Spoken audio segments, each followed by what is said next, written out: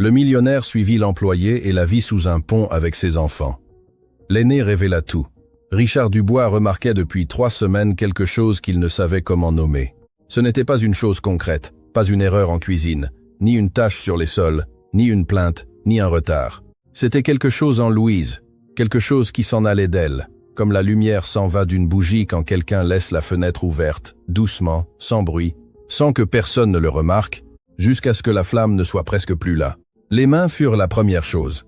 Richard la vit servir le petit déjeuner des triplés un lundi matin et s'arrêta à la porte de la cuisine, car les mains de Louise étaient rouges, gercées, avec la peau crevassée aux jointures, comme si elle les avait plongées dans de l'eau glacée pendant des heures.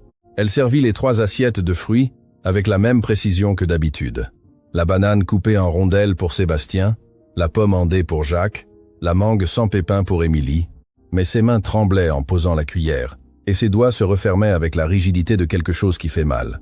Ensuite, ce furent les yeux, les cernes que Louise a toujours eues, les cernes normales d'une femme qui travaille.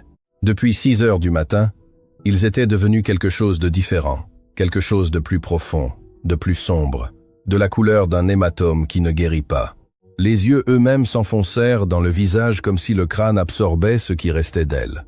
Et les vêtements, les mêmes vêtements sous l'uniforme, toujours les mêmes, un chemisier gris et un pantalon noir qui chaque semaine lui allait de plus en plus grand, car Louise se recroquevillait à l'intérieur comme un arbre qui perd ses feuilles en une saison qui n'est pas l'automne.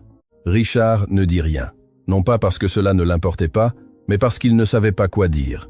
Comment demande-t-on à la femme qui nettoie votre maison si elle va bien? Avec quels mots? Avec quel droit lui payait-il un salaire? Un bon salaire? Ou du moins c'est ce qu'il croyait. Et elle arrivait à l'heure et partait à l'heure. Et les triplés étaient baignés et nourris, et la maison était impeccable. Et c'était tout ce que Richard avait besoin de savoir, ou tout ce qu'il voulait savoir, ou tout ce qu'il se permettait de savoir. Ce fut un jeudi à 11 heures du matin que le corps de Louise décida qu'il ne pouvait plus. Elle était dans la cuisine, préparant le biberon d'Émilie. Les triplés avaient 4 ans, et Émilie prenait encore du lait tiède avant la sieste, parce qu'elle était la plus jeune des 3 de 11 minutes, et parce que Louise savait que le lait tiède la faisait mieux dormir, bien que personne ne lui ait demandé de le savoir, ni de s'en souvenir, ni de préparer le biberon à la température exacte qu'Émilie aimait. Louise était debout devant la cuisinière, remuant le lait d'une main, tandis qu'avec l'autre, elle se tenait au bord du comptoir, parce que ses jambes tremblaient depuis le matin, et le sol de la cuisine bougeait sous elle, comme si la maison était sur un bateau. Le biberon lui tomba en premier, puis les genoux, puis tout le corps. Le son que fit Louise en tombant sur le sol de la cuisine fut un son sec, sans amorti. Le son de quelqu'un qui s'effondre sans mettre les mains, parce que le corps n'a plus la force de se protéger de la chute. Le lait se répandit sur le carrelage. Le biberon roula jusqu'au pied de la table, et Louise resta sur le sol, les yeux fermés, et le visage de la couleur de la cendre, l'uniforme couvrant un corps qui pesait moins que ce que devrait peser toute femme de 31 ans. Richard la trouva 40 secondes plus tard. Il venait de son bureau, le téléphone à la main, et le dossier de l'inventaire du supermarché du quartier chic de Paris sous le bras. Et quand il entra dans la cuisine et vit Louise par terre avec le lait renversé autour d'elle comme une flaque blanche, il lâcha tout. Il s'agenouilla, lui toucha le front. Il était glacial. Il chercha son pouls au poignet. Il était là, faible, irrégulier. Le pouls de quelque chose qui fonctionne, mais qui est sur le point de cesser de fonctionner. Il appela le docteur Bernard, lui dit de venir immédiatement, porta Louise jusqu'au canapé du salon, et ce qu'il ressentit en la soulevant lui serra quelque chose dans la poitrine qu'il ne sut identifier. Elle ne pesait rien. Elle pesait comme pèsent les enfants de 10 ans, pas comme pèsent les femmes adultes. Le docteur Bernard arriva en 20 minutes, l'examina sur le canapé avec le stéthoscope et le tensiomètre, et ses doigts pressant les côtes qui se dessinaient sous l'uniforme comme les touches d'un piano. Il lui prit un échantillon de sang, examina ses mains gercées, lui ouvrit les paupières avec le pouce et regarda les pupilles avec une petite lampe de poche. Et quand il eut fini, il se leva, fit signe à Richard de sortir du salon et lui dit dans le couloir, de la voix basse des médecins qui donnent des nouvelles qu'ils ne devraient pas avoir à donner. Dénutrition sévère et début d'hypothermie. Cette femme ne mange pas, Richard. Et vu l'état de ses mains et sa température basale, je vous pose sérieusement la question. Cette femme dort-elle dans la rue? Richard le regarda sans comprendre. C'est impossible, docteur. Je lui paye son salaire complet toutes les quinzaines. Le docteur Bernard ne répondit pas. Il rangea le stéthoscope dans sa mallette, laissa quelques instructions sur la table et partit. Et Richard resta immobile dans le couloir de son hôtel particulier à Neuilly-sur-Seine, regardant vers le salon où Louise dormait sur le canapé avec l'uniforme taché de lait et le vieux manteau qu'elle ne quittait jamais couvrant ses épaules. Le même manteau qu'elle portait en plein mai, qu'elle portait quand il faisait chaud, qu'elle portait toujours comme si elle cachait quelque chose ou comme si le manteau était plus important que la température. Et pour la première fois en 3 ans d'avoir cette femme travaillant chez lui, Richard Dubois se posa la question qu'il aurait dû se poser le premier jour. Comment vivait la femme qui s'occupait de ses enfants? Richard ne dormit pas bien cette nuit-là, ni la suivante, ni celle d'après. La question du docteur Bernard s'était installée dans sa tête comme un bourdonnement qui ne s'éteint pas. Cette femme dort-elle dans la rue? Ce ne pouvait être. Il payait à Louise 1200 € bimensuels. Un bon salaire pour une employée de maison à Paris, suffisant pour une chambre, de la nourriture et le transport. Il le savait parce qu'il signait lui-même la fiche de paie de la maison le 1er et le 15 de chaque mois, le même document où apparaissait le nom complet de Louise, Louise Dupont, et le montant que Caroline lui remettait en espèces chaque quinzaine, car Louise n'avait pas de compte bancaire. Caroline lui remettait. Cette phrase lui traversa l'esprit le vendredi soir, alors qu'il dînait seul dans la salle à manger, car Caroline était à un dîner avec ses amis et les triplés dormaient déjà. Richard resta à fixer son assiette, la fourchette suspendue et la phrase tournant, Caroline lui remettait. Il signait la fiche de paye, mais Caroline lui donnait l'argent. Il n'avait jamais vu la transaction, n'avait jamais été présent, n'avait jamais demandé à Louise si elle recevait ce qui lui était dû. Car, pourquoi lui aurait-il demandé? C'était sa femme qui s'occupait de la maison. C'était sa femme en qui il avait confiance. Le samedi, Louise arriva à 7 heures du matin. Comme tous les samedis, elle prépara le petit déjeuner, baigna les triplés, laissa la cuisine impeccable, et à midi, quand son tour fut terminé, elle ôta son uniforme dans la chambre de service, enfila son chemisier gris et son pantalon noir, et le manteau qu'elle ne quittait jamais, et sortit par la porte de derrière de l'hôtel particulier, avec un sac en plastique à la main. Richard la vit partir depuis la fenêtre du bureau du 2e étage. Il attendit 30 secondes, prit les clés de son SUV et sortit derrière elle. Louise marcha 4 pâtés de maison sur le trottoir de la résidence de Neuilly-sur-Seine jusqu'à l'avenue principale. Richard la suivait dans son SUV à distance, 3 voitures derrière, se sentant ridicule et coupable à la fois. Ridicule, parce qu'il était un homme de 40 ans suivant son employé comme un détective de film et coupable, parce que le fait qu'il ait besoin de la suivre pour savoir comment elle vivait, signifiait qu'en 3 ans, il ne s'était jamais donné la peine de demander. Louise monta dans le bus à l'arrêt du boulevard Haussmann. Richard la suivit avec son SUV. Le bus traversa la ville vers l'est, passa Montparnasse, passa Saint-Michel, passa le Châtelet, et à chaque kilomètre, les rues devenaient plus étroites, les trottoirs plus brisés, les façades plus grises. Louise descendit à un arrêt près du quai de la Râpée et marcha 3 pâtés de maison jusqu'à un autre arrêt, où elle monta dans un second bus qui allait vers le sud, vers les banlieues que Richard ne connaissait que par les nouvelles du journal, quand il y avait des inondations ou quand on trouvait un corps dans la rivière. Le second bus la déposa dans une rue non pavée d'une banlieue défavorisée au nord de Paris. Richard gara son SUV 2 pâtés de maison en arrière et la suivit à pied, marchant sur un trottoir de terre avec des nids de poules et des flaques d'eau sale et une odeur d'égout qui lui brûlait le nez. Louise marcha sans se retourner, le sac en plastique lui frappant la jambe et le manteau fermé jusqu'au cou, bien qu'il fût 14 heures et que la chaleur de Paris en mai tapait dans le dos comme un fer à repasser. Elle marcha 10 minutes, 15, 20, jusqu'à ce que la rue se termine en un viaduc de béton qui traversait le canal Saint-Denis. Un canal qui n'était plus un canal, mais un fossé d'eau noire avec des ordures et de la boue, et l'odeur concentrée de tout ce que la ville jetait et oubliait. Louise ne traversa pas le viaduc, elle s'arrêta au bord, regarda autour d'elle et descendit par un côté de terre sous le pont. Richard s'arrêta derrière un pilier en béton à 10 cm de distance, et ce qu'il vit de là changea sa façon de comprendre chaque matin des 3 dernières années. Sous le pont, sur un rectangle de carton aplati formant quelque chose qui voulait faire office de sol, il y avait 3 enfants. L'aîné, une fille d'environ 7 ans, avec les cheveux attachés en une tresse serrée, et un chemisier propre un peu trop grand. Elle était assise sur un seau retourné, coiffant les cheveux d'un enfant plus jeune avec un peigne auquel il manquait 3 dents. L'enfant devait avoir 5 ans, être 6.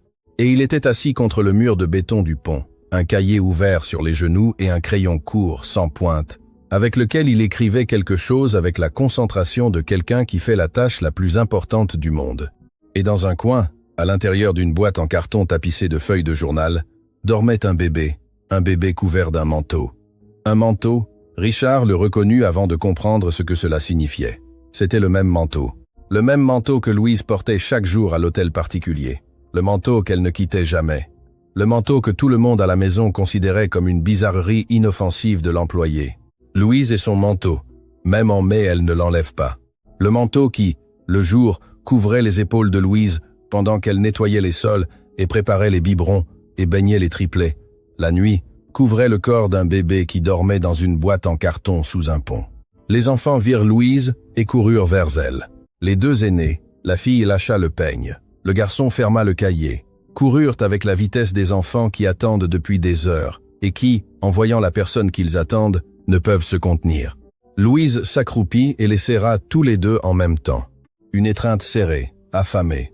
L'étreinte de quelqu'un qui n'a pas vu les personnes qu'elle aime le plus depuis 12 heures et qui, chaque fois qu'elle les quitte, ne sait pas si elle va tout retrouver pareil. La fille se sépara la première. Elle marcha jusqu'à un coin où il y avait un seau d'eau et une tasse en plastique et revint avec la tasse pleine. « Maman, on t'a gardé des galettes de blé du petit déjeuner. Elles sont dans le sac bleu. » Louise Boutelot caressa la tresse de la fille et ouvrit ensuite le sac en plastique qu'elle rapportait de l'hôtel particulier et en sortit un récipient en polystyrène avec de la nourriture. Richard le reconnut. C'était le déjeuner que Louise elle-même préparait chaque jour dans la cuisine de l'hôtel particulier. Le plat qu'elle se servait à midi quand les triplés faisaient la sieste. Le plat que Richard avait vu sur le comptoir de la cuisine des centaines de fois, sans se demander si Louise le mangeait ou non. Elle ne le mangeait pas. Elle le rangeait dans son sac et l'apportait ici.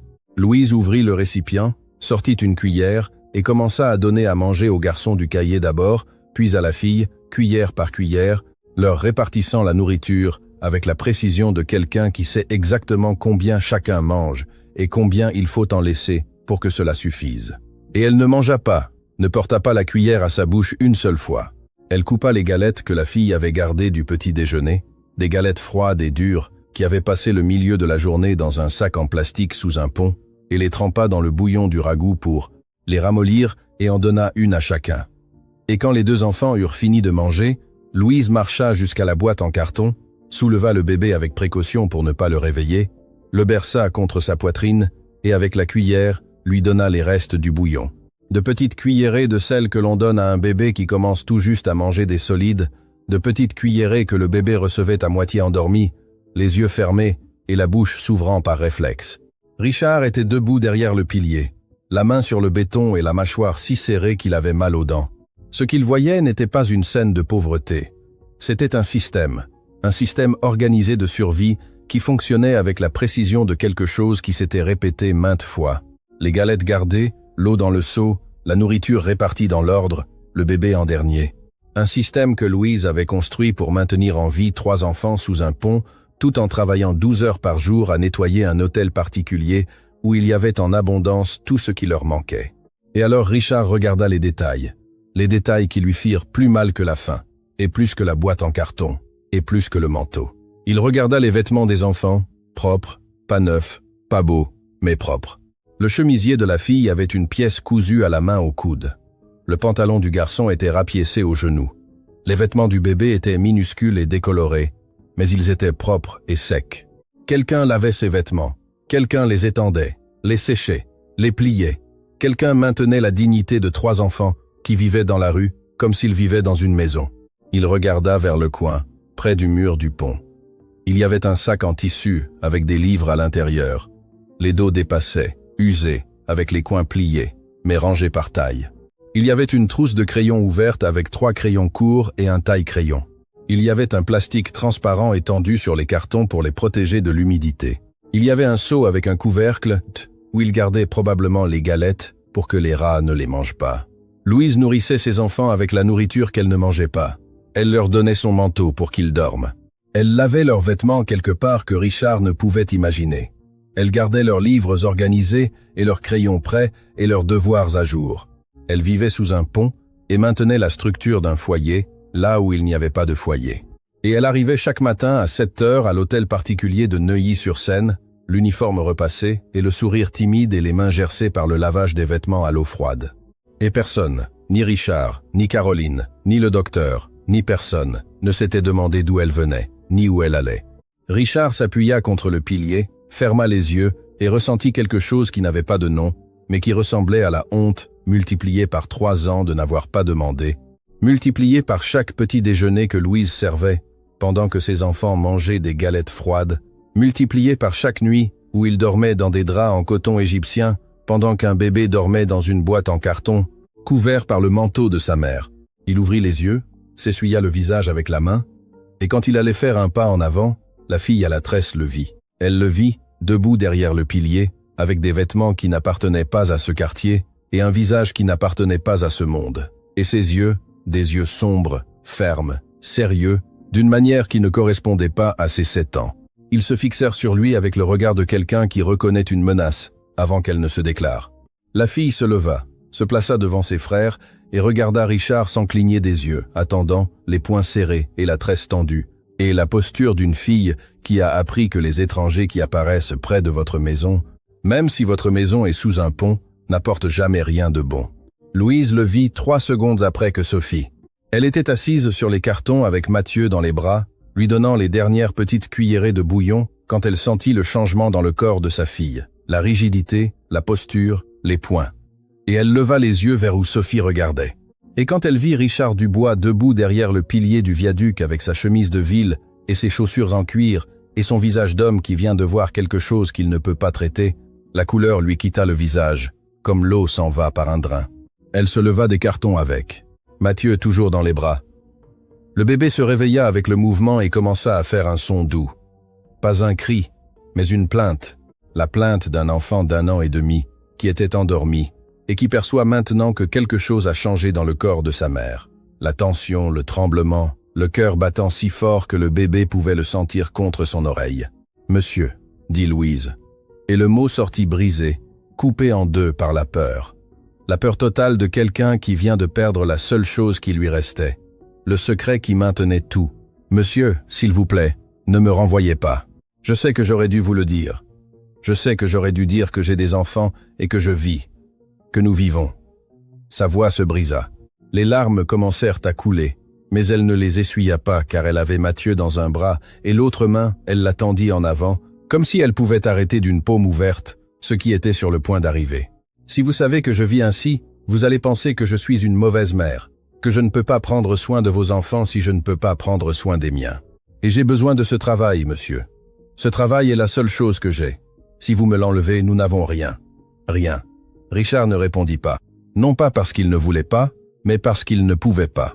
Il avait la mâchoire bloquée, et les yeux rivés sur quelque chose qui était devant Louise, quelque chose qui avait capté son attention, avant même que Louise ne commence à parler, et qui occupait maintenant tout l'espace de sa conscience. Sophie. La fille était debout entre Richard et ses frères, les pieds nus sur la terre humide et les bras légèrement ouverts sur les côtés. Non pas comme une fille de 7 ans, mais comme quelqu'un qui a appris que lorsque le danger est là, la première chose à faire est de se placer entre le danger et ce que l'on veut protéger. Derrière elle, Émile était assis contre le mur du pont, le cahier serré contre la poitrine et les yeux grands ouverts, regardant Richard avec l'immobilité d'un enfant, qui a appris que lorsqu'un étranger apparaît, il vaut mieux ne pas bouger. Et plus en arrière, dans la boîte en carton qui n'avait plus de bébé, restait le manteau froissé sur le journal, comme la preuve de quelque chose que Richard était encore en train de traiter. Sophie le regarda. Elle le regarda de face, sans baisser les yeux, sans reculer, avec un regard qui n'était pas celui d'une enfant, mais de quelqu'un qui avait dû grandir avant l'heure, parce que les circonstances ne lui avaient pas laissé d'autre choix. Et quand elle parla, sa voix sortit ferme, d'une manière qui ne correspondait ni à son âge, ni à sa taille, ni à la terre qu'elle avait aux pieds, ni au pont qu'elle avait au-dessus de la tête. « Si vous allez crier sur ma maman, dit Sophie, criez sur moi. » Richard cligna des yeux. La phrase le frappa avec une force inattendue, non pas par les mots, mais par la façon dont elle les prononça, sans hésitation, sans tremblement, avec l'assurance absolue de quelqu'un qui a pris une décision et ne la changera pas, quoi qu'il arrive ensuite. « Elle travaille toute la journée pour vous, » continua Sophie sans bouger de l'endroit où elle était plantée. « Elle part à 6 heures du matin quand il fait encore noir et revient à 7 heures du soir quand il fait déjà noir. Encore une fois, elle nous laisse sa nourriture, elle nous laisse sa couverture.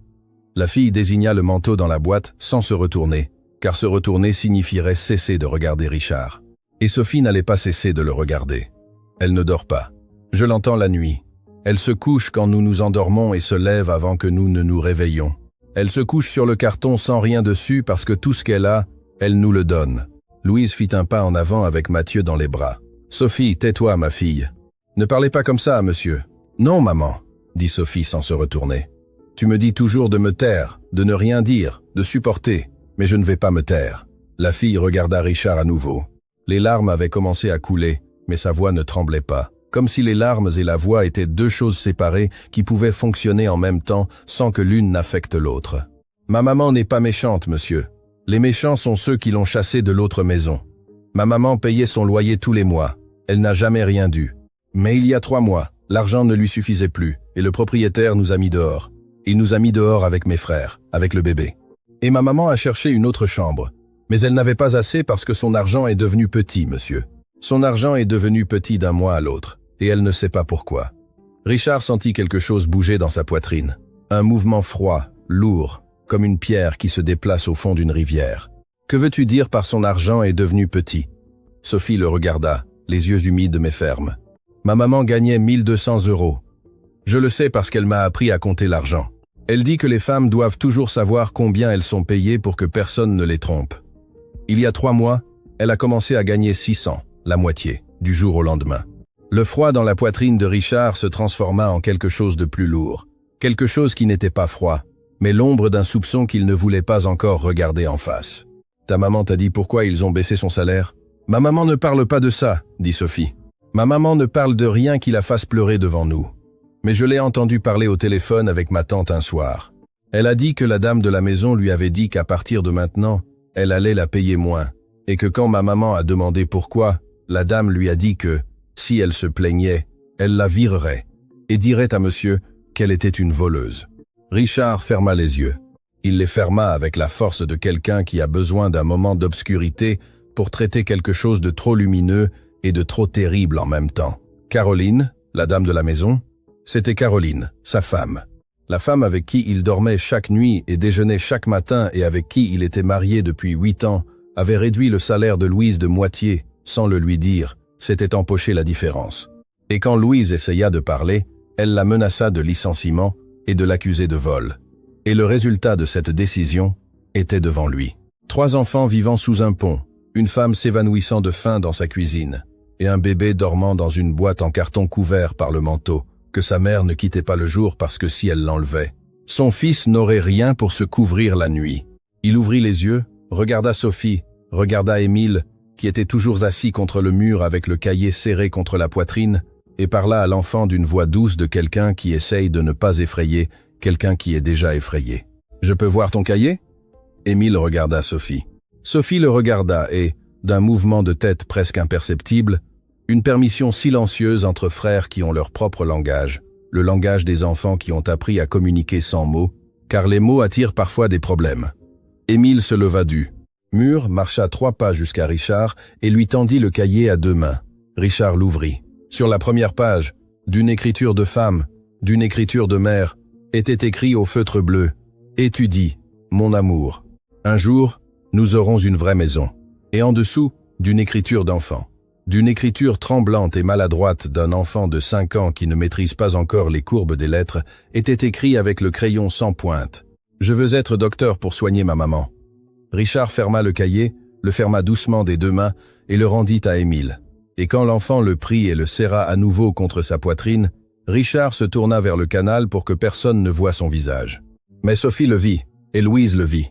Et ce qu'ils virent, c'était un homme de 40 ans pleurant en silence devant un canal d'eau noire, les épaules secouées et les mains serrées sur les côtés, et la mâchoire tremblante de quelque chose qui n'était pas le froid, mais l'accumulation de tout ce qu'il avait vu dans la dernière heure.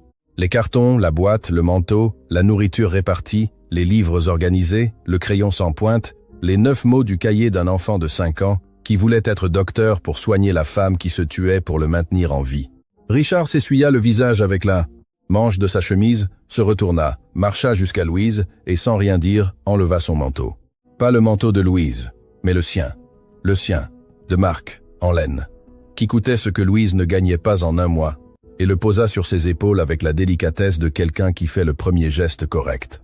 Après 3 ans de gestes absents, Louise le regarda les yeux rouges, et Mathieu dans les bras et le manteau de Richard sur les épaules et la peur toujours sur le visage, mais mélangé maintenant à quelque chose qui ressemblait à la confusion de quelqu'un qui attendait un coup et reçut autre chose. Richard s'agenouilla devant la boîte en carton, la regarda. Il regarda le journal froissé qui servait de matelas. Il regarda la marque que le corps de Mathieu avait laissée sur le carton à force de dormir. Puis il se leva, marcha jusqu'à Louise, tendit les bras, et Louise, après un moment d'hésitation, le moment d'hésitation d'une femme qui n'avait confiance en personne depuis 3 ans, parce que la dernière fois qu'elle avait fait confiance à quelqu'un, son salaire avait été coupé de moitié, lui tendit Mathieu. Richard porta le bébé, le serra contre sa poitrine avec la maladresse d'un homme qui a des triplés de 4 ans, mais qui n'a jamais porté l'enfant de quelqu'un d'autre. Et Mathieu s'installa contre lui avec la facilité des bébés qui ne distinguent pas entre riches et pauvres, et qui ne distinguent qu'entre les bras qui soutiennent et les bras qui ne le font pas. Il regarda Sophie. La fille était toujours au même endroit, les poings sur les côtés, la tresse serrée et les yeux humides, mais secs à la fois, avec la posture de quelqu'un qui ne sait pas encore si ce qui se passe est bon ou mauvais et qui ne baissera pas sa garde avant d'être sûr. « Personne ne va crier sur ta maman », dit Richard en la regardant dans les yeux. « Plus jamais personne. » Sophie ne répondit pas, ne bougea pas. Elle le regarda une seconde de plus avec ses yeux qui avaient trop vu pour 7 ans, et quelque chose se relâcha sur son visage. Pas un sourire, pas encore, mais le premier signe que la tension qui lui avait durci la mâchoire commençait à céder. « Allons-y, » dit Richard. « Prenez vos affaires, vous venez avec moi. » Sophie regarda sa mère. Louise regarda Richard, et sur le visage de Louise passa quelque chose qui n'était pas encore de la gratitude, mais quelque chose d'antérieur à la gratitude. Quelque chose qui ressemblait au soulagement de quelqu'un qui retient sa respiration depuis des mois et qui, enfin, relâche l'air. Sophie fut la première à bouger. Elle marcha jusqu'au mur du pont, attrapa le sac en tissu avec les livres, la trousse de crayons, le sac avec les vêtements propres. Elle plia le plastique qui protégeait les cartons. Elle rangea le peigne à 3 dents dans la poche de son pantalon et ramassa par terre un sac en plastique de supermarché que Richard n'avait pas vu auparavant. Un sac froissé noué d'un nœud que Sophie porta à 2 mains et qu'elle serra contre son corps avec la précaution de quelqu'un qui porte quelque chose de plus précieux que tout le reste. Richard ne savait pas ce qu'il y avait dans ce sac. Il ne demanda pas. Il marcha vers son SUV avec Mathieu dans un bras et le sac de livres dans l'autre. Et derrière lui marchèrent Louise avec Émile par la main et Sophie en dernier, fermant la marche, regardant en arrière une dernière fois pour s'assurer qu'il ne laissait rien, parce que les enfants qui ont vécu avec rien apprennent que rien ne doit être laissé derrière. Le chemin du retour dura 40 minutes.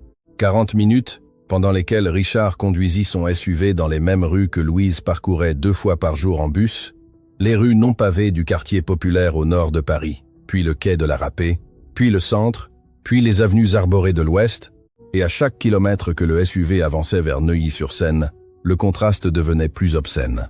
Les trottoirs se réparaient, les façades se peignaient, les arbres se multipliaient, et le monde se transformait en le monde où Richard vivait, et qui était à 40 minutes, et à un univers entier de distance de l'endroit où Louise dormait avec ses enfants sur des cartons.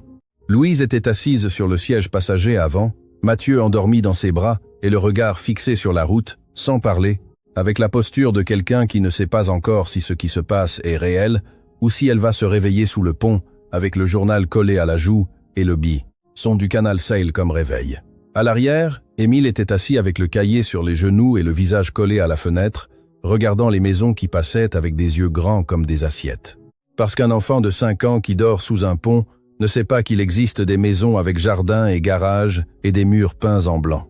Et le découvrir d'un coup alors que le SUV roule à 60 km/h, c'est comme découvrir que le monde est plus grand et plus injuste que ce que l'on imaginait.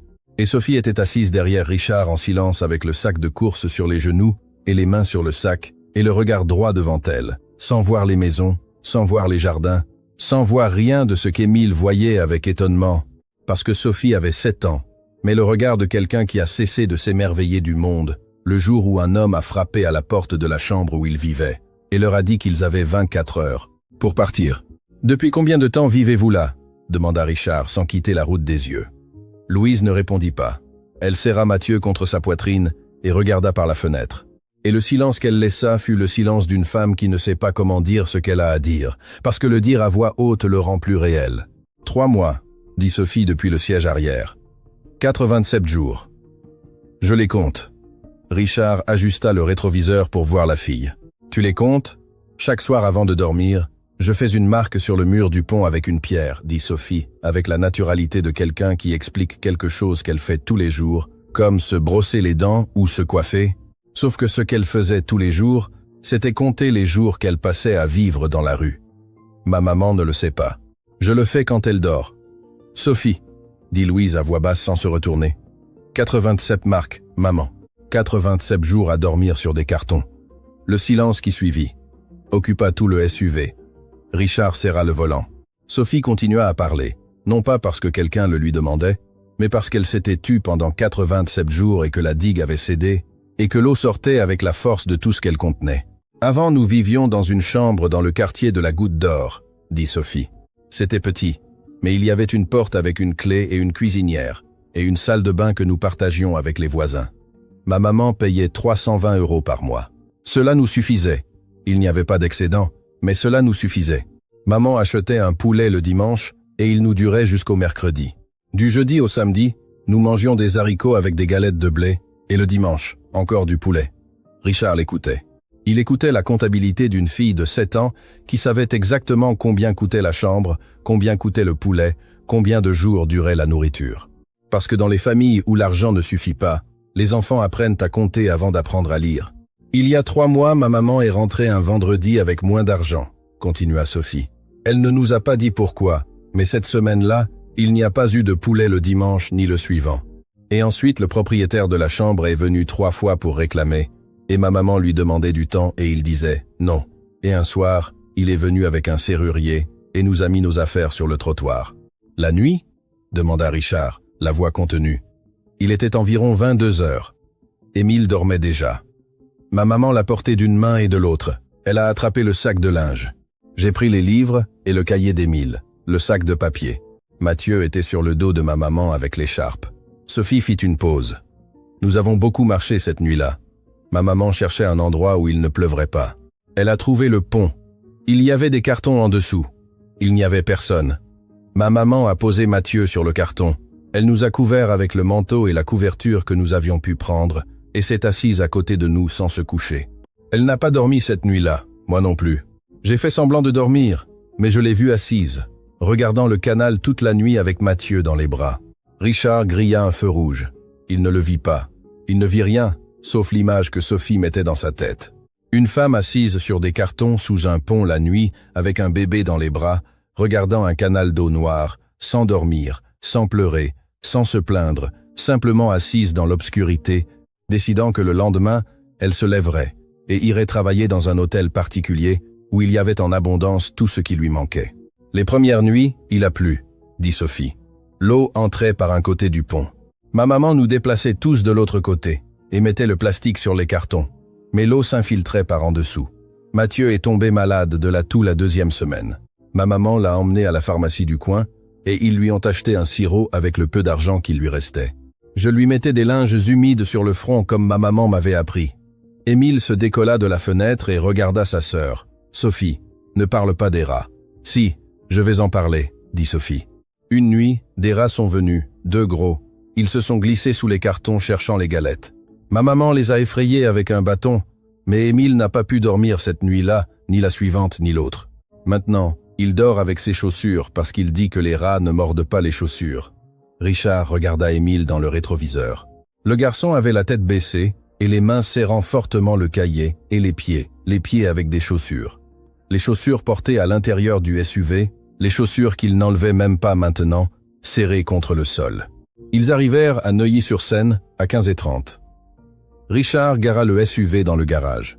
Il en descendit, ouvrit la porte passager pour Louise, et quand ils marchèrent vers l'entrée de la maison, Louise se tourna automatiquement vers la porte de service, la porte latérale, la porte par où elle entrait et sortait tous les jours depuis 3 ans, la porte qui n'était pas la porte principale, parce que la porte principale n'était pas pour elle. « Par ici », dit Richard, debout devant la porte principale, la main sur la poignée. « Aujourd'hui, vous entrez par ici. » Louise le regarda, regarda la porte et entra avec Mathieu dans les bras, et les yeux remplis de quelque chose qui n'était pas encore de la gratitude, mais de la confusion.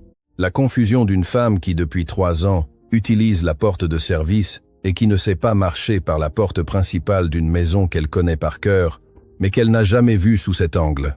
Ce qui suivit au cours des 3 heures suivantes fut quelque chose que Richard observa depuis les marges, l'estomac serré et les yeux ouverts, car chaque détail lui révélait quelque chose qu'il aurait dû savoir et qu'il ne savait pas.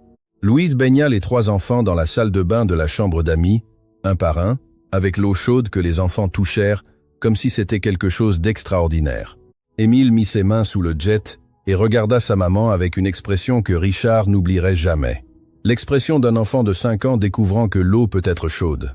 Sophie se lava les cheveux seule, debout sous la douche, les yeux fermés et la tête en arrière, et les mains frottant le shampoing avec l'efficacité d'une adulte.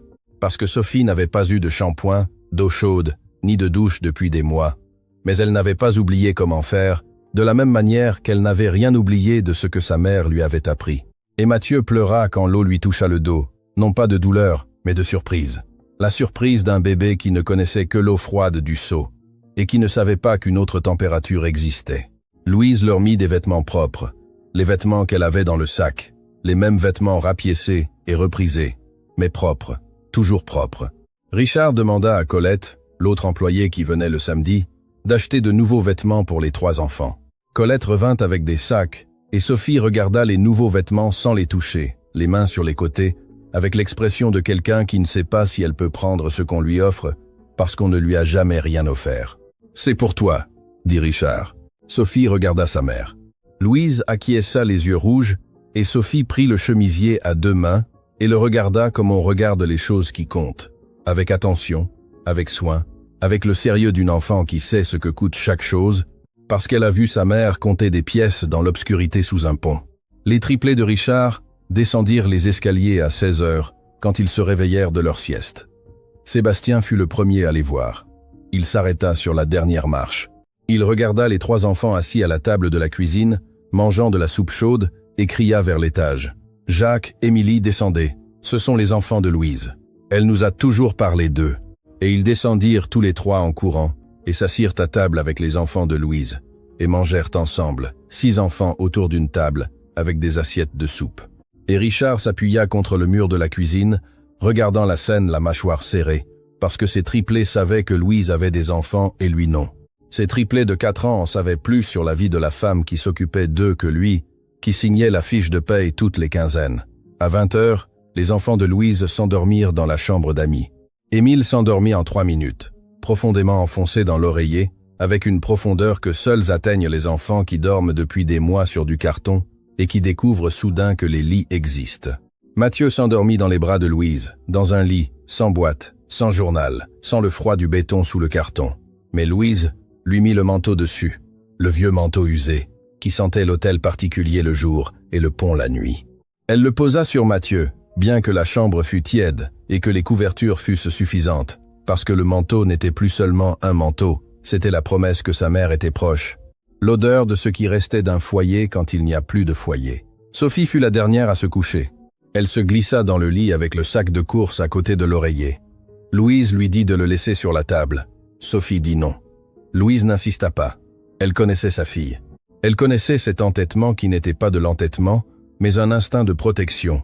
La même entêtement qui l'avait fait se tenir devant Richard, les poings serrés, pour défendre une mère qui ne pouvait pas se défendre seule. À 22 heures, la maison silencieuse et les 6 enfants endormis, Richard s'assit au bureau du 2e étage, ouvrit l'ordinateur, accéda au système comptable de la maison, le système où il enregistrait toutes les dépenses domestiques, les salaires, les paiements aux fournisseurs. Il chercha le salaire de Louise, et ce qu'il trouva confirma tout ce que Sophie lui avait dit sous le pont.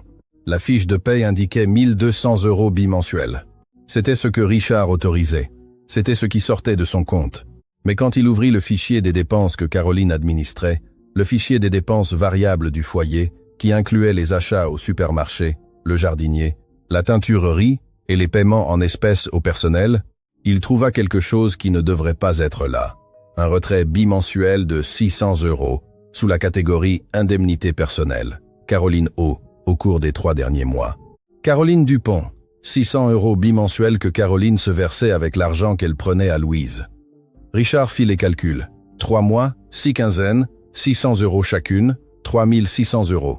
Caroline avait volé 3600 € à une femme qui gagnait 1200, qui avait 3 enfants, qui n'avait pas de mari, qui n'avait pas de famille à Paris, qui n'avait rien sauf un travail, et la dignité de maintenir ses enfants propres, nourris et scolarisés avec la moitié de l'argent qui lui était dû.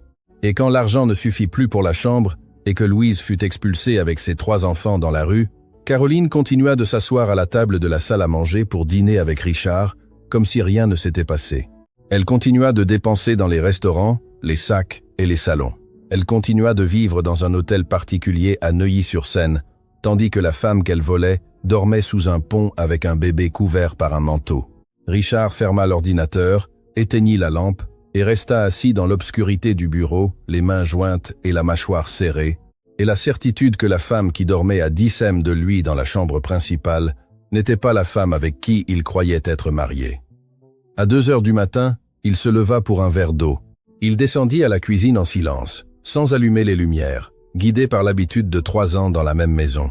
Et quand il arriva à la cuisine, il trouva quelqu'un assise au comptoir, Sophie, les jambes pendantes du tabouret, parce qu'elle n'atteignait pas le sol, le sac de course sur les genoux, les yeux ouverts dans l'obscurité, regardant vers la fenêtre de la cuisine qui donnait sur le jardin éclairé par les lumières extérieures, avec l'expression d'une enfant qui ne peut pas dormir parce qu'elle n'a pas eu de toit pendant 3 mois, et qui, soudain, a un toit et des murs, et un lit et des couvertures. Et le cerveau ne sait pas comment traiter la différence. « Tu ne peux pas dormir ?» demanda Richard en s'asseyant sur le tabouret d'à côté. Sophie secoua la tête. « Tu as peur ?»« Non, » dit Sophie. « C'est que le lit est très doux et je me sens bizarre. Sous le pont, je m'endormais vite parce que j'étais fatigué. Ici, je ne suis pas fatigué et le lit est si doux que je ne sais pas comment me mettre à l'aise. » Richard la regarda. Il regarda le sac de course sur ses genoux. « Qu'est-ce que tu as là, Sophie ?» Sophie serra le sac. Elle le regarda, les yeux plissés, l'évaluant, le mesurant du regard de quelqu'un qui a appris à ne pas faire confiance et qui a besoin d'un moment pour décider si cette fois est différente. Et après un silence qui dura le temps d'une décision importante, 3 secondes, 4, 5, elle parla. « Ma maman me dit toujours une chose, » dit Sophie. Elle me dit « La vérité a toujours besoin de preuves, Sophie. Si tu n'as pas de preuves, ta vérité ne vaut rien. » La fille regarda le sac. « Ma maman garde tous les reçus qu'on lui donne quand elle est payée. Tous, depuis qu'elle a commencé à travailler ici. Elle les garde dans un sac en plastique. Et moi je les garde dans mon sac parce que ma maman dit que les papiers importants doivent être gardés par quelqu'un de confiance. » Richard sentit l'air de la cuisine devenir plus lourd. « Voici tous les reçus des 3 derniers mois, » dit Sophie en ouvrant un peu le sac pour que Richard puisse voir à l'intérieur. Des papiers pliés, des fiches de paye écrites à la main avec l'écriture de Caroline, chacune avec la date et le montant et la signature de Louise. Chacune dit 600 €. Mais ma maman m'a appris qu'avant, elle était payée 1200. La dame de la maison a commencé à lui donner la moitié. Et quand ma maman a demandé, la dame a dit que si elle parlait, elle la virerait et dirait à monsieur qu'elle volait. Ma maman ne vole pas, monsieur. Ma maman n'a jamais rien volé. Ma maman ne mange même pas la nourriture de cette maison. Elle nous l'apporte à nous. Richard tendit la main. « Tu me laisses les voir ?» Sophie le regarda. Elle serra le sac un instant de plus, et ensuite, avec la lenteur de quelqu'un qui remet quelque chose qu'elle a protégé pendant 87 nuits sous un pont, elle desserra les mains et lui passa le sac. Richard l'ouvrit, en sortit les reçus, les étala sur le comptoir de la cuisine, un à côté de l'autre. 6 reçus de 6 quinzaines, chacun avec la même écriture de Caroline, chacun avec le même montant, 600. Chacun avec la signature tremblante de Louise, et la date et la note paiement bimensuel service domestique. 6 papiers qui racontaient l'histoire complète de ce qui s'était passé.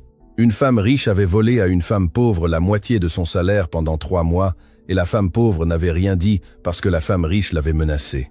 Et le résultat était 3 enfants dormant sur des cartons sous un pont, tandis qu'un bébé utilisait un manteau d'adulte comme couverture. « Sophie », dit Richard d'une voix basse, regardant les reçus sur le comptoir. « Demain, j'aurai besoin que tu me prêtes ces papiers un instant.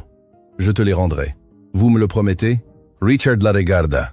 Il regarda les yeux d'une fille de 7 ans qui avait gardé 6 reçus pendant 3 mois sous un pont, parce que sa mère lui avait appris que la vérité a besoin de preuves, qu'elle avait dormi avec le sac en plastique sous la tête comme oreiller pour que personne ne le lui prenne, qu'elle avait porté ce sac des cartons au SUV, du SUV au lit, et qui était maintenant assise dans une cuisine qui coûtait plus que tout ce que sa famille avait gagné dans sa vie, offrant les preuves qui pouvaient tout changer en échange d'une seule chose, qu'on les lui rende. « Je te le promets », dit Richard. Sophie acquiesça, descendit du tabouret, marcha vers la porte de la cuisine, et avant de sortir, elle se retourna et dit quelque chose que Richard entendit comme si c'était une sentence. « Ma maman n'a pas besoin que vous la sauviez, monsieur.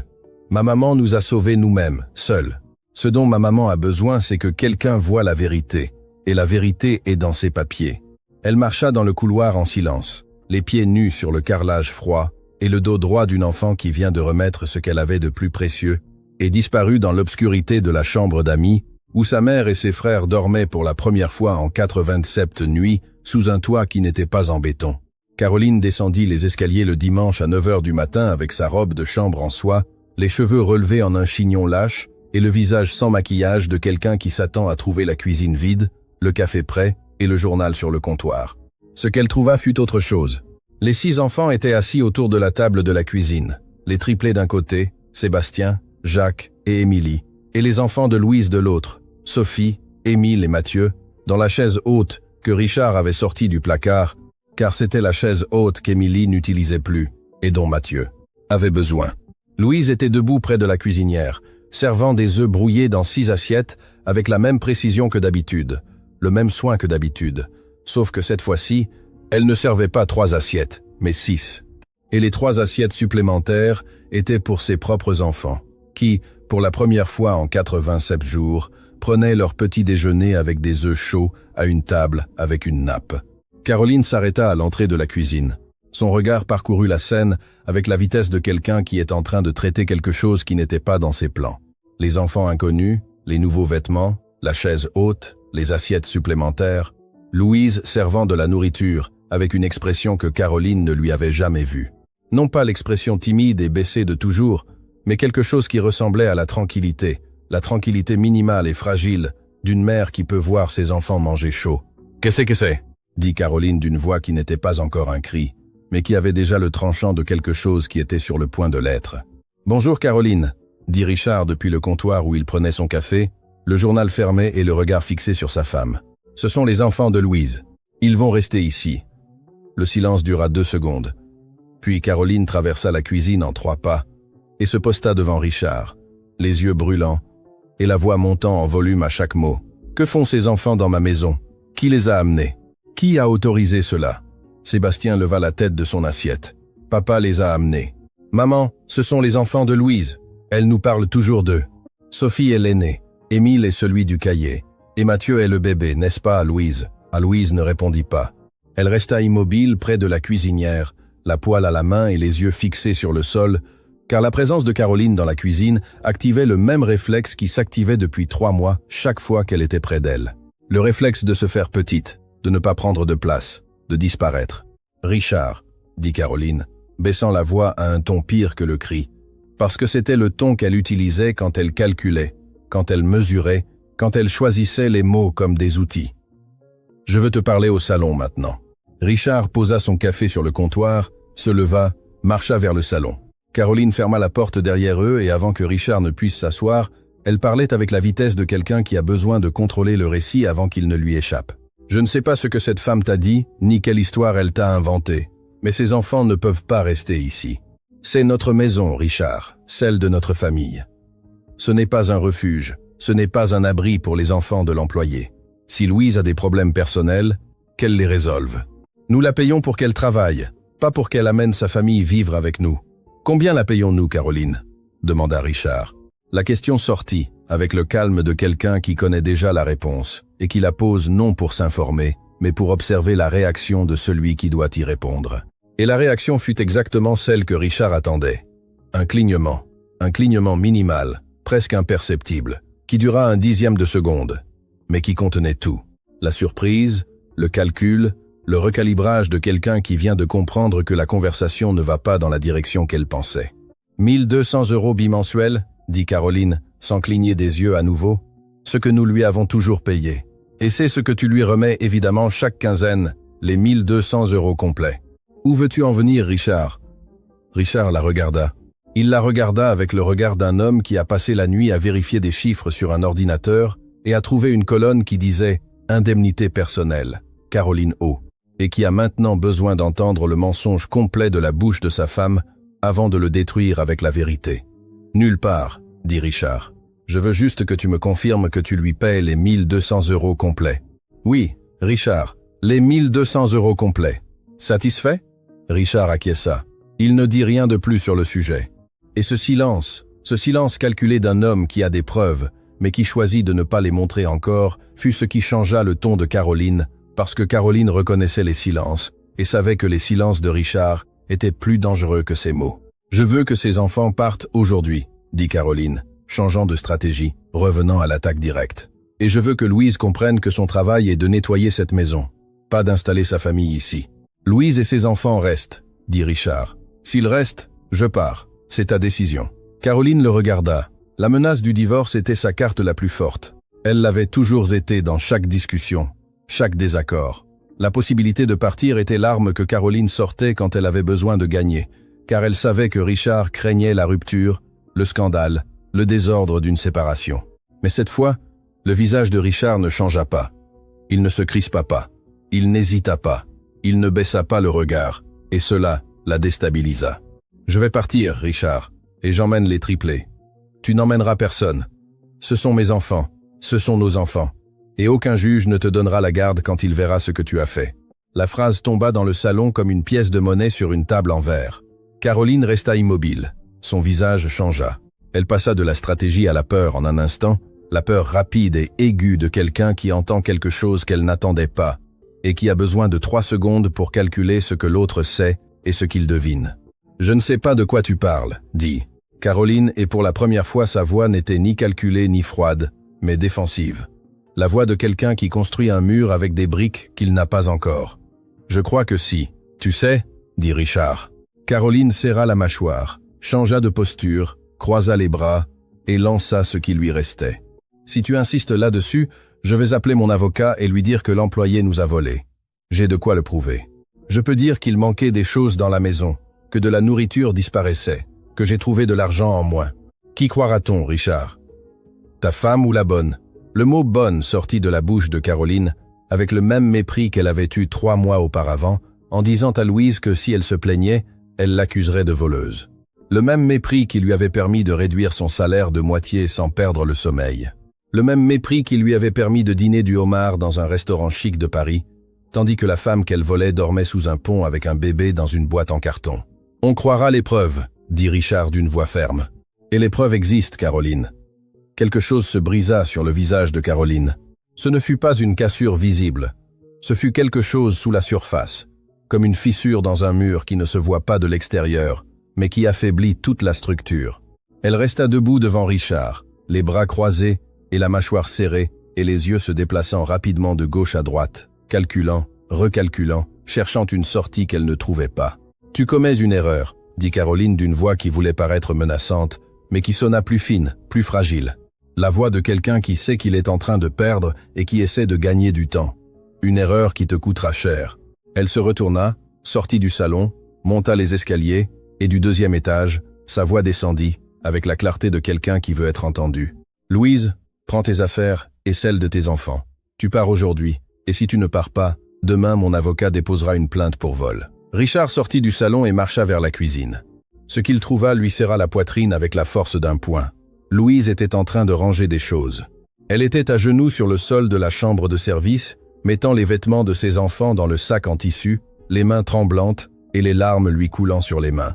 Et les mouvements rapides et mécaniques de quelqu'un qui a appris à faire ses valises en quelques minutes, parce que la dernière fois que quelqu'un lui a dit « Tu pars », elle a eu 24 heures, et cette fois-ci, elle ne voulait pas attendre une minute de plus. « Je ne veux pas causer plus de problèmes, monsieur », dit Louise, sans lever les yeux, la voix brisée et les mains rangeant un t-shirt d'Émile, qui sentait encore le shampoing du bain d'hier. « Vous avez déjà fait beaucoup plus que quiconque pour nous, mais je connais madame. Elle va tenir sa promesse. Elle va déposer plainte. Et si on m'accuse de vol, je ne pourrai travailler nulle part. Et mes enfants? »« Louise, » dit Richard en s'agenouillant devant elle. « Arrêtez, laissez le sac. Personne ne va nulle part. » Mais madame a dit. Madame ne décidera plus rien dans cette maison. Louise le regarda du sol, les yeux rouges et les mains serrant le t-shirt d'Émile et l'expression d'une femme qui veut croire. Mais qui n'a pu croire en rien depuis 3 mois, parce que chaque fois qu'elle a cru que les choses allaient s'améliorer, elles ont empiré. À la porte de la cuisine, debout contre le chambranle, se tenait Sophie avec le sac de courses dans les mains, serré contre la poitrine, regardant sa mère par terre, regardant Richard agenouillé, regardant vers les escaliers d'où était descendue la voix de Caroline. Et dans ses yeux de 7 ans qui avaient compté 4,27 marques sur le mur d'un pont, il y avait quelque chose qui n'était pas de la peur, mais de la décision. La décision de quelqu'un qui garde quelque chose depuis 4,27 nuits, et qui sait que le moment est venu de le sortir. Sophie serra le sac, regarda sa mère, regarda Richard, et marcha vers le salon sans que personne ne le lui demande. Sophie entra dans le salon, les pieds nus sur le sol en marbre, et le sac de course serré contre la poitrine à 2 mains. Caroline descendait les escaliers avec une petite valise et le téléphone à l'oreille, parlant à quelqu'un, probablement son avocat, probablement préparant la plainte qu'elle avait promise à Louise, probablement construisant le mensonge qu'elle allait utiliser pour détruire une femme qui n'avait rien fait, sauf travailler, se taire et survivre. Richard était debout dans le salon, il vit Sophie entrer, il vit le sac et comprit ce qui allait se passer avant que cela n'arrive, car la conversation de 2 heures du matin dans la cuisine lui avait appris quelque chose sur cet enfant, que Sophie ne faisait rien sans un but, que chaque mouvement était calculé avec la précision de quelqu'un qui a appris que dans la vie des pauvres, il n'y a pas de marge d'erreur. Caroline raccrocha en arrivant à la dernière marche. Elle regarda Sophie, debout dans le salon avec le sac. « Et cet enfant, qu'est-ce qu'elle fait ici ?»« Louise, emmène tes enfants d'eux. »« Madame, » dit Sophie.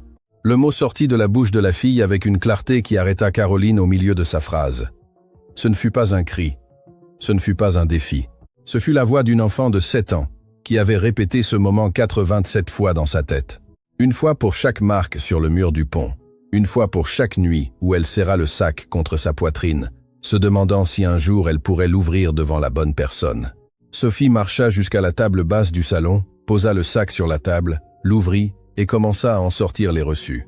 Elle les sortit un par un, à 2 mains, avec la même délicatesse avec laquelle on sort les choses qui comptent. Pas vite, pas d'un coup, mais doucement, avec soin, plaçant chaque papier sur la table en verre, avec la solennité de quelqu'un qui dépose des preuves sur le bureau d'un juge. 6 reçus, 6 quinzaines, 6 papiers pliés en 4 qui avaient survécu 3 mois sous un pont, à l'intérieur d'un sac en plastique, entre les mains d'une enfant qui les avait protégés, comme d'autres enfants protègent un jouet préféré. « Maman, ne mens pas », dit Sophie d'une voix ferme, et les yeux fixés sur Caroline. « Ma maman n'a jamais menti. Ma maman n'a jamais volé. Voici la preuve. » Caroline regarda les reçus. Son visage passa par 3 expressions en 2 secondes. Confusion, reconnaissance et panique. Confusion parce qu'elle ne s'attendait pas à ce qu'une enfant de 7 ans ait des documents. Reconnaissance parce qu'elle vit sa propre écriture sur chaque reçu, le montant, la date, la signature de Louise qu'elle-même lui faisait signer chaque quinzaine quand elle lui remettait la moitié de ce qui lui était dû. Et panique, parce qu'elle comprit à cet instant que ce qui était sur la table était la preuve qui ne devrait pas exister, la preuve qu'elle croyait ne pas exister. Car qui garde des reçus quand on vit sous un pont? Louise les gardait. Louise gardait chaque papier qu'on lui donnait. Parce qu'une femme qui a grandi sans rien apprend que les papiers sont la seule défense que les pauvres ont contre la parole des riches. Et elle les donnait à Sophie parce que Sophie était la personne la plus fiable qu'elle connaissait, plus fiable que n'importe quel adulte, plus fiable que n'importe quelle banque, plus fiable que n'importe quel tiroir fermé à clé. Parce que Sophie avait 7 ans, et la férocité d'un animal qui protège ce qu'on lui confie de sa vie.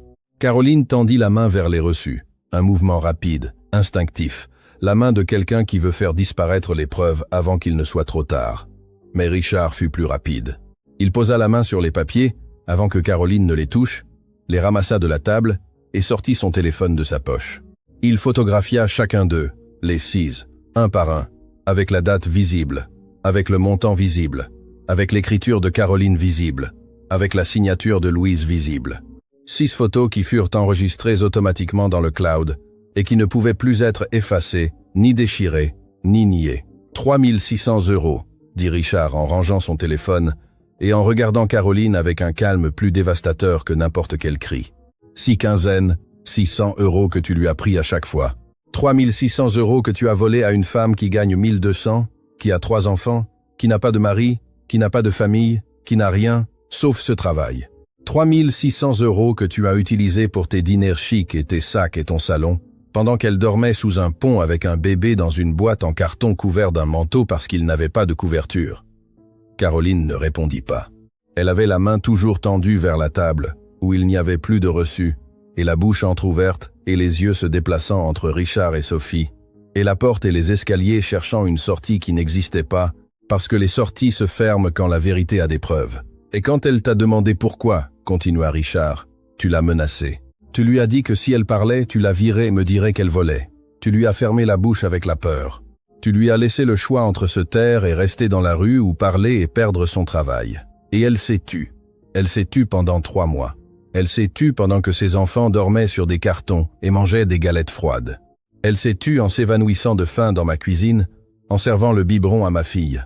Le salon était silencieux. Le genre de silence qui existe après que la vérité occupe tout l'espace, et qu'il ne reste plus de place pour rien d'autre. Sophie était toujours debout près de la table, les mains sur les côtés et le regard fixé sur Caroline, sans haine, sans vengeance, avec l'expression d'une enfant qui vient de remplir la seule mission qu'elle avait, et qui attend maintenant de voir ce qui se passe avec la vérité quand elle a enfin des preuves. Louise apparut à la porte du salon. Elle était debout dans l'encadrement avec Mathieu dans les bras et Émile accroché à son pantalon, et les yeux rouges et le visage mouillé de larmes.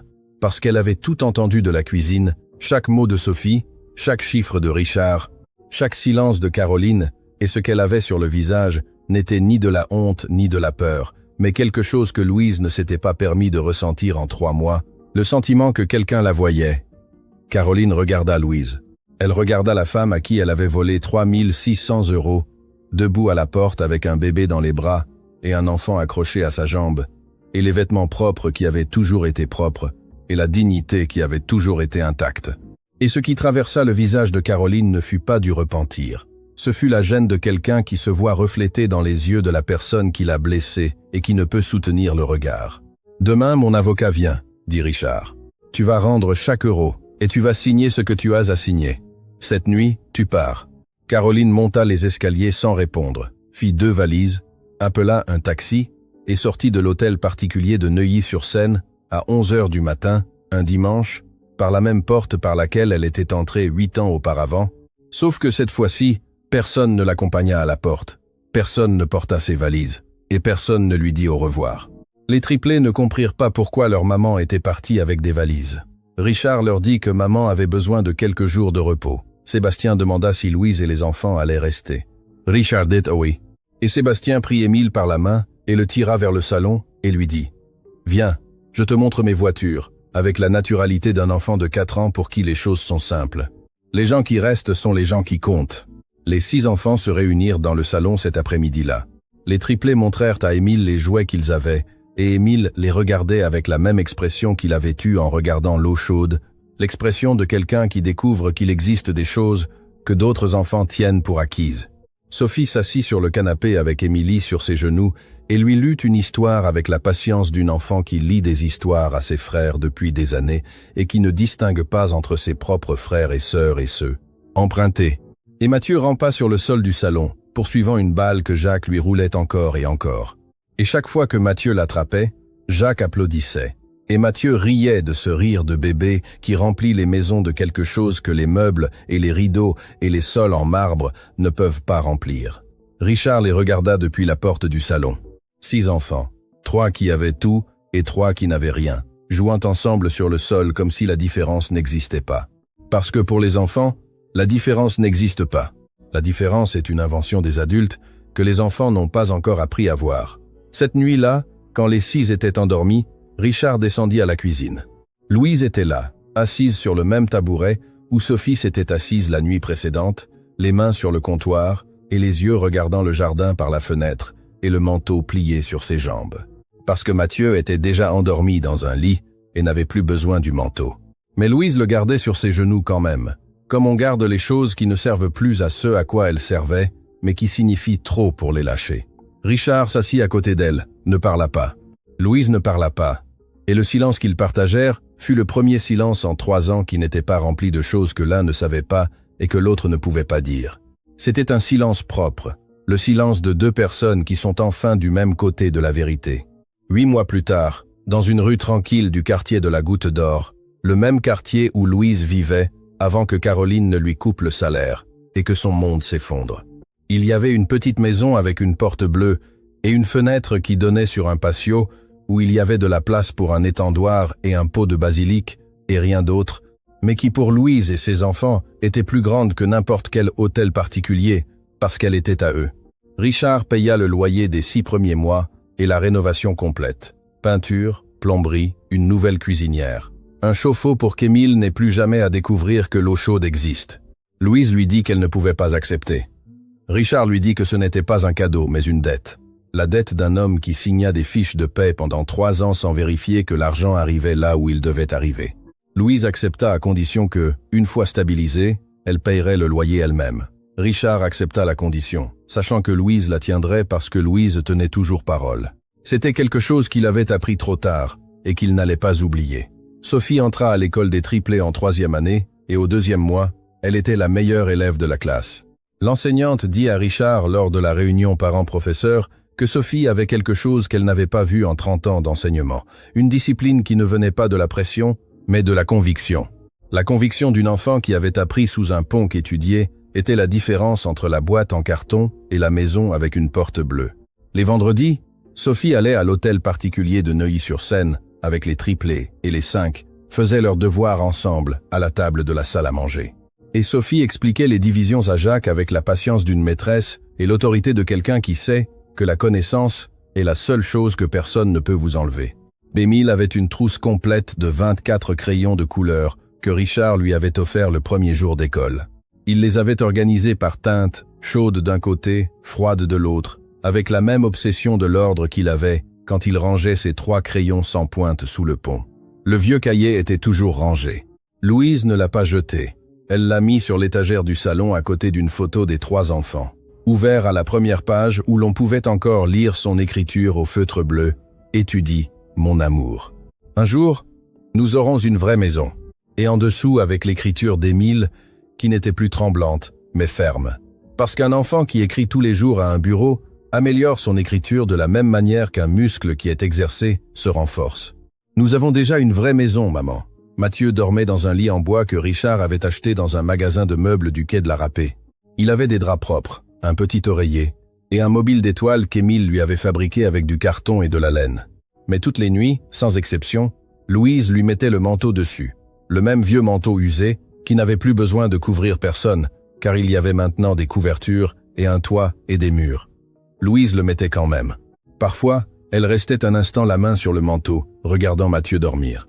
Et si quelqu'un lui avait demandé pourquoi elle continuait à le mettre, elle aurait dit que c'était par habitude. Mais ce n'était pas l'habitude, c'était la mémoire.